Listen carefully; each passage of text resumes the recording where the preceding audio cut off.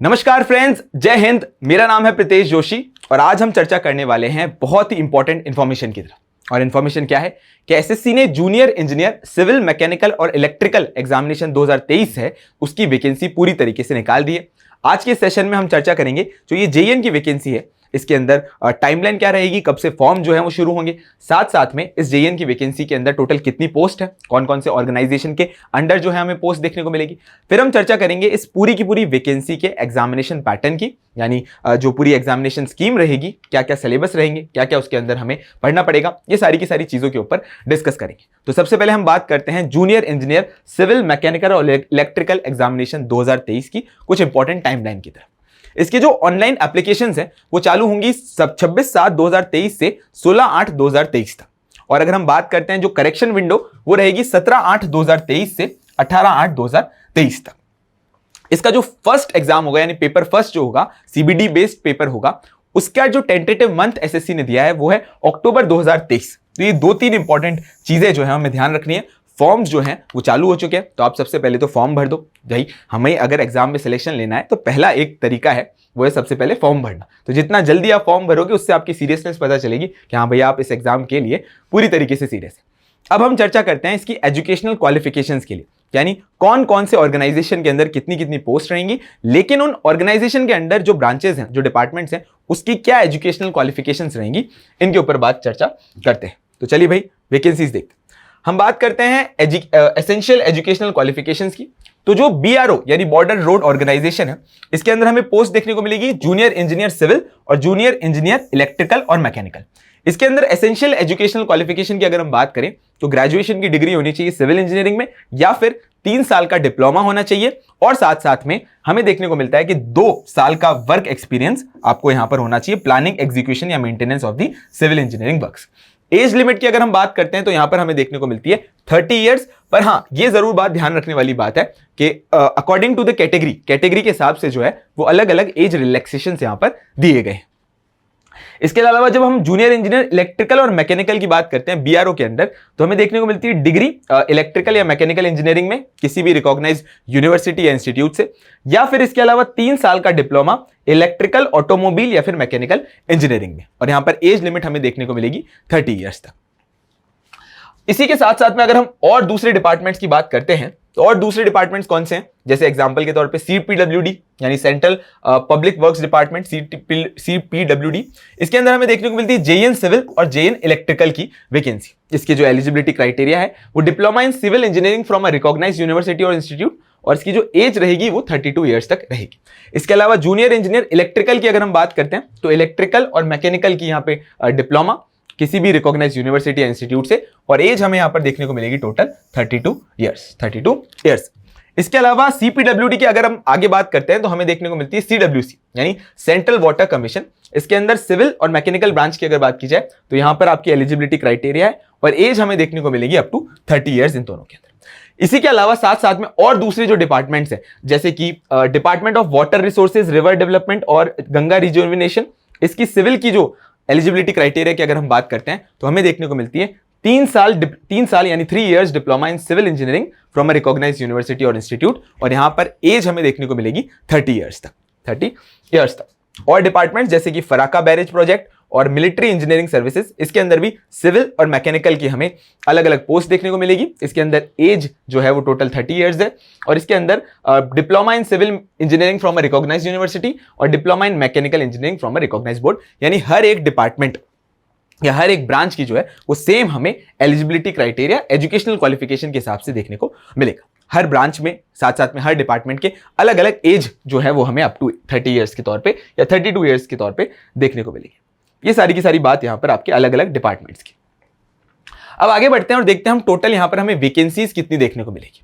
अगर हम बीआरओ के कॉन्टेक्स्ट में बात करें तो जो जेईएन सिविल की पोस्ट है उसके अंदर हमें टोटल 431 वैकेंसीज देखने को मिलेगी जेईएन सिविल के अंदर। साथ साथ में अगर हम बात करते हैं बीआरओ की जो जेईएन इलेक्ट्रिकल और मैकेनिकल की जो इंपॉर्टेंट तौर पे पोस्ट है उसके अंदर हमें टोटल 55 वैकेंसीज देखने को मिलेगी। सीपीडब्ल्यूडी के अंदर हमें टोटल 421 वैकेंसीज देखने को मिलेगी।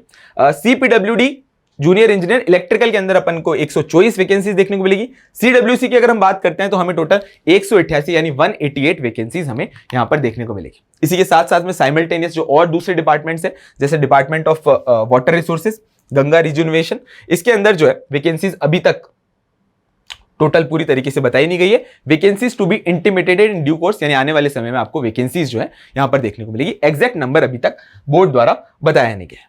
इसके अलावा फराका बैरेज की अपन बात करें तो 15, और इसके अलावा मिलिट्री इंजीनियरिंग सर्विसेज की हम बात करें तो 29, और military ministry of port, shipping और waterways, Andaman Lakshadweep harbour works की अगर हम बात करें तो 7 वैकेंसीज, और अगर हम ministry of port same department की बात करें जूनियर इंजीनियर मैकेनिकल की, तो टोटल यहां पर एक पोस्ट जो है वो हमें देखने को मिली। इसके अलावा नेशनल टेक्निकल रिसर्च ऑर्गेनाइजेशन के अंदर टोटल 4 पोस्ट, और इसके अलावा हमें देखने को मिलती है जो दूसरे और जो 2 डिपार्टमेंट्स हैं, जैसे कि एनटीआरओ के जो जूनियर इंजीनियर और जूनियर इंजीनियर इलेक्ट्रिकल और मैकेनिकल के अंदर हमें एक एक पोस्ट देखने को मिलेगी। यानी यहां पर टोटल वैकेंसीज जो है वो 1324 वैकेंसीज यहां पर आपको देखने को मिलेगी। तो ये तो बात हो गई आपकी वैकेंसीज की और एजुकेशनल क्वालिफिकेशंस की।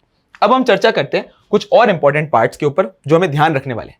जैसे कि इसकी जो लास्ट डेट है वो बिल्कुल आप ध्यान रख लेना यार। क्यों? क्योंकि भाई सबसे पहले फॉर्म भरना है, सिलेक्शन तो तब होगा जब अपन फॉर्म भरेंगे। तो 16/8/2023 जो है इसकी लास्ट डेट है। तो आप लास्ट डेट का इंतजार ना करते हुए पहले से ये भैया फॉर्म पूरी तरीके से भर लेना, और फॉर्म की जो फीस है वो आपकी 100 रुपीज रहेगी। ये कुछ ध्यान रखने वाली बातें आपको यहां पर याद रखनी। अब अगर हम आगे बात करते हैं कि स्कीम ऑफ द एग्जामिनेशन, कि यार इस एग्जामिनेशन के अंदर हमें स्कीम क्या देखने को मिलेगी, तो टोटल यहां पर 2 पेपर देखने को मिलेंगे। एक तो जो आपका सीबीटी जनरल वाला पेपर होगा, और एक आपका स्पेसिफिक जिस भी ब्रांच के हैं उस हिसाब से जो पेपर होगा। अगर हम सीबीटी पेपर फर्स्ट की बात करते हैं तो इसके अंदर कौन कौन से सब्जेक्ट्स हमें देखने को मिलते हैं। इसके अंदर हमें देखने को मिलते हैं जनरल इंटेलिजेंस और रीजनिंग, जो कि आपको 50 क्वेश्चन होंगे 50 नंबर के। इसके अलावा जनरल अवेयरनेस, और साथ साथ में जो पार्ट ए होगा उसके अंदर हमें देखने को मिलेगा साहब जनरल इंजीनियरिंग, और फिर इसके अलावा पार्ट बी के अंदर जनरल इंजीनियरिंग इलेक्ट्रिकल, और पार्ट सी के अंदर जनरल इंजीनियरिंग मैकेनिकल। यानी आपको 3 पार्ट्स के अंदर ये फर्स्ट पेपर देखने को मिलेगा। टोटल शुरुआत वाला अगर हम इंटेलिजेंस और रीजनिंग वाली बात करते हैं तो टोटल 50 क्वेश्चन 50 मार्क्स के। अवेयरनेस की बात करते हैं, जनरल अवेयरनेस जीके वाली की बात कर रहे हैं तो 50 क्वेश्चन 50 मार्क्स के, और जो स्पेसिफिक वाला पार्ट है उसमें 100 क्वेश्चन आपके 100 मार्क्स के देखने को मिलेंगे। और यहां पर हमें देखने को मिलेगा कि 2 घंटे का टोटल यहां पर पेपर का टाइम मिलेगा। 2 घंटे का टोटल पेपर का यहां पर टाइम मिलेगा। अगर हम पेपर 2 की बात करते हैं, तो वो हमें देखने को मिलेगा स्पेसिफिकली जिस भी ब्रांच से रिलेटेड है। जैसे कि पार्ट ए जो है वो जनरल इंजीनियरिंग सिविल और स्ट्रक्चर, पार्ट बी जो है वो जनरल इंजीनियरिंग इलेक्ट्रिकल, और पार्ट सी जो है वो जनरल इंजीनियरिंग मैकेनिकल। यानी अलग अलग पार्ट जिस भी स्पेसिफिकेशन है, जो भी एजुकेशनल क्वालिफिकेशन और जिस पोस्ट के लिए आप अप्लाई करें उसके अकॉर्डिंग यहां पर स्पेसिफिक पेपर का यहां पर देखने को मिलेगा, जो कि हमें देखने को मिलेगा 100 क्वेश्चन हमें टोटल 300 नंबर के। और यहां पर टाइम की अगर हम बात करें तो हमें 2 घंटे का समय देखने को मिलेगा। 2 घंटे का पूरा टाइम देखने को मिलेगा। यहां पर जो सबसे ज्यादा ध्यान रखने वाली बात यह है, इंपॉर्टेंट बात यह है कि there will be no negative marking equal to 1/3 of the marks allotted to the question for each wrong answer. यहां पर ध्यान रखने वाली बात जो ये है कि there will be negative marking equal to 1/3 of the, यहां पर ध्यान रखने वाली बात यह है कि यहां पर नेगेटिव मार्किंग जो है वो भी हमें देखने को मिलेगी। और नेगेटिव मार्किंग कितनी है? 1/3।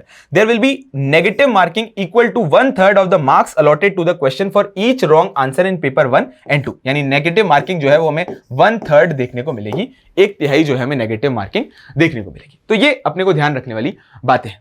अगर हम स्पेसिफिकली बात करते हैं कि यहां पर जो सिलेबस है, भाई स्कीम तो हमने देख ली, लेकिन सिलेबस क्या क्या आएगा, क्या क्या इंपॉर्टेंट चीजें हमें पढ़नी पड़ेगी। अगर हम पेपर फर्स्ट की बात करते हैं तो पेपर फर्स्ट के अंदर हमें देखने को मिलेगा, पेपर फर्स्ट की अगर हम बात करते हैं तो हमें देखने को मिलेगा जनरल इंटेलिजेंस और रीजनिंग वाला पार्ट, जिसके अंदर आपका जो रीजनिंग का सिलेबस होता है, जिसके अंदर नॉन वर्बल और वर्बल दोनों रीजनिंग होती है, analogy, similarities, differences, space visualisation, problem solving, analysis, judgement, decision making, visual memory, discrimination, observation, relationship concepts और arithmetical reasoning, verbal figure classification and arithmetical numerical series वाले जो पार्ट्स हैं वो आपको जनरल इंटेलिजेंस और रीजनिंग के अंदर देखने को मिलेगी। अगर हम जनरल अवेयरनेस की बात करते हैं तो बेसिकली ये जीके वाला ही पार्ट है, जिसके अंदर आपको हिस्ट्री, कल्चर, ज्योग्राफी, इकोनॉमिक्स, उसके अलावा जनरल पॉलिटी, साइंटिफिक रिसर्च, ये सारे के सारे पार्ट्स जो हैं वो देखने को मिलेंगे। मतलब जो जनरल नॉलेज और जनरल साइंस वाला पार्ट है, जनरल अवेयरनेस और जनरल साइंस वाला पार्ट है, जीके जीएस वाला पार्ट है, वो आपको यहाँ पर देखने को मिलेगा। इसके अलावा जब हम स्पेसिफिक सब्जेक्ट्स की बात करते हैं, जैसे पार्ट ए का सिविल इंजीनियरिंग, पार्ट बी का इलेक्ट्रिकल इंजीनियरिंग और पार्ट सी का मैकेनिकल इंजीनियरिंग की बात करते हैं, तो इसके अंदर स्पेसिफिक जो टॉपिक्स उन ब्रांचेस के हैं वो हमें देखने को मिलेंगे। जैसे अगर हम सिविल इंजीनियरिंग की बात करते हैं तो बिल्डिंग मटीरियल, साथ साथ में estimation, costing, valuation, surveying, solving, soil mechanics, hydraulics, irrigation engineering, transportation engineering, environmental engineering, इसके साथ साथ में structural engineering, theory of structures, concrete technology, RCC design, steel design, ये सारे के सारे सिविल के पार्ट। इसके अलावा हम अगर बात करते हैं इलेक्ट्रिकल इंजीनियरिंग के, तो जैसे basic concepts, circuits, law, magnetic circuits, AC, fundamentals, measurement and measuring instrument.